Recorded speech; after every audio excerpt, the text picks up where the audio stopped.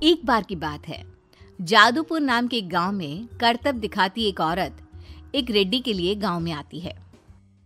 आइए आइए मेहरबान कदरदान, खाइए रोहड़ा के ताजे ताजे केले। कभी खाए नहीं होंगे ऐसे केले, पीले पीले केले खाइए। जिसे देखकर आसपास के सारे बच्चे अपने अपने मम्मी पापा से उस औरत के पास जाने की जिद करने लग जाते हैं। पापा, ऐसा तो सर्कस में बॉल से होता है ना, ये आंटी तो केले से कर रही है। चलिए ना पापा, देखते हैं। रोहड़ा एक पतली सी तार पर चलती हुई केलों से करतब दिखाती है। आते जाते सभी लोग बाहर रुककर उसके करतब देखते हैं और वाह वाही करते नहीं थकते।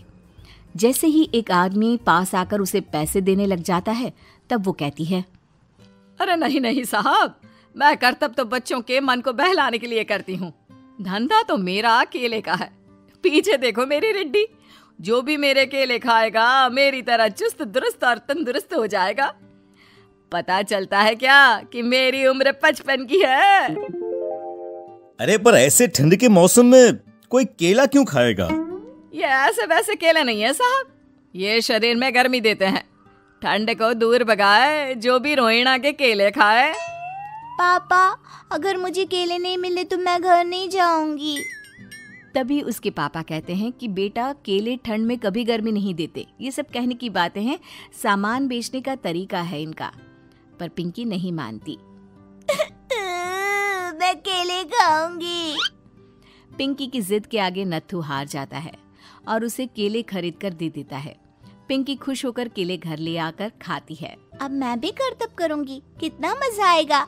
जादुई केले। पिंकी पहला केला खत्म भी नहीं करती कि वो बेहोश हो जाती है। दूसरे केले से एक काला धुआं आता है और रोहड़ा चुड़ैल बनकर बाहर निकल आती है। मेरे भूतिया केले बच्चे न खाए, ऐसा हो ही नहीं सकता। जादूपुर वालों, कब तक बचोगे? आ गई हूं मैं रोहड़ा, जिसका कोई नहीं कर सकता सामना। रोहड़ा पिंकी को गोद में उठाकर काले धुएं में कहीं गायब हो जाती है। शाम के वक्त नत्थू घर लौटता है और पिंकी को घर में ना पाकर उसकी माँ से कहता है, माँ पिंकी कहाँ है? अरे बेटा, उसे तो तू सुबह करतब दिखाने ले गया था ना, फिर कहाँ वापस आए तुम दोनों? मुझे लगा तू उसे अपने साथ मंडी ले गया होगा।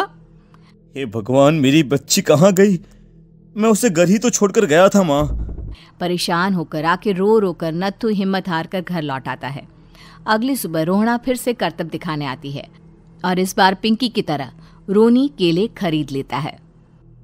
50 रुपए दिए थे पापा ने, सारे पैसों की मैंने केले खरीद लिए हैं। अब मैं भी आंटी की तरह ही करतबबाज बन जाऊंगा।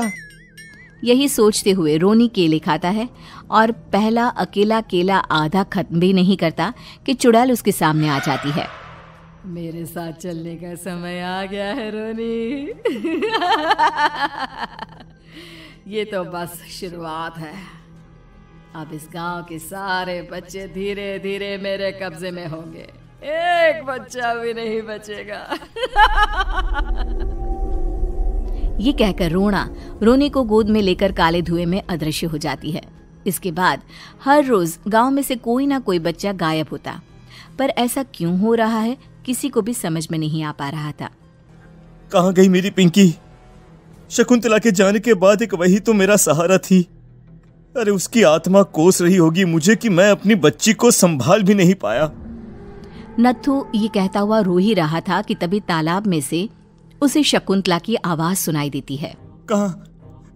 कहाँ थी तुम शकुंतला? हमारी बच्ची और सारे गायब हुए बच्चे रोहड़ा के कब्जे में हैं। वो बच्चों को जो केले देती है उससे बच्चे बेहोश हो जाते हैं और उसके कब्जे में आ जाते हैं और वो उन्हें ले जाकर काली दुनिया में ले जाती है। पर वो ऐसा क्यों कर रही है? ये मैं नहीं जानती, पर उस दुनिया का रास्ता मैं आपको बता सकती हूँ। जहां ये नदी खत्म होती है वहां एक केले का पेड़ है, उसके नीचे एक दरवाजा है, वहीं से रास्ता जाता है उस दुनिया का। ये कहकर शकुंतला की आत्मा गायब हो जाती है। गांव के सभी लोग झुंड बनाकर उसी रास्ते से काली दुनिया में चले जाते हैं और वहां देखते हैं कि सारे बच्चे वहां काम कर रहे थे। पापा, मुझे ले चलो यहाँ से। पापा, पापा।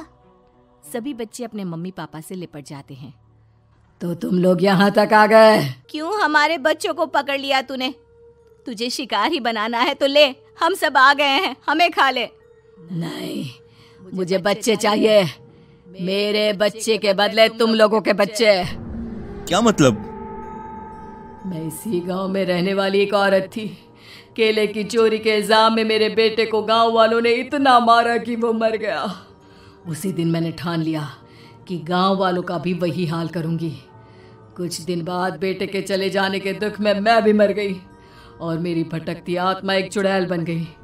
और फिर मैंने बदला लिया तुम सबके बच्चे छीनकर। बर्दाश्त नहीं कर पाए ना?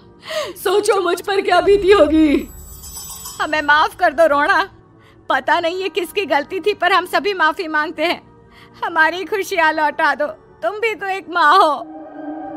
गांव वालों की बात सुनकर रोहना का मन पिघल जाता है और वो बच्चों को छोड़ देती है।